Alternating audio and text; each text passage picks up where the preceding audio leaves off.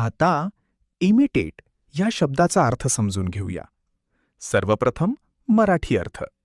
अनुकरण करणे किंवा नक्कल करणे. इमिटेट हा शब्द वर्ब आहे. मराठीत समजून घ्या. इमिटेट म्हणजे एखाद्याची कृती, वागणूक, बोलण्याची शैली किंवा पद्धत तशीच कॉपी करणे किंवा अनुकरण करणे. हे चांगल्या सवयी शिकण्यासाठी किंवा कधीकधी मजेसाठीही केले जाते.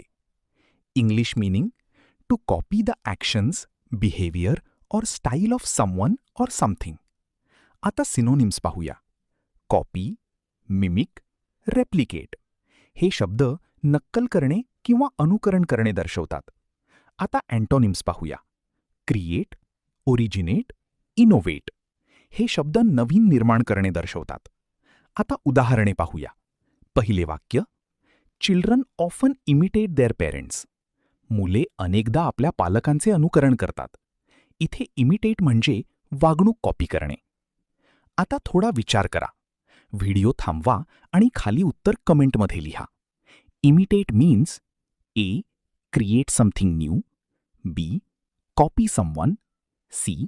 Ignore, D. अवॉइड. तुम्हाला इंग्रजी मोफत आणि सोप्या पद्धतीने सुधारायचे आहे का?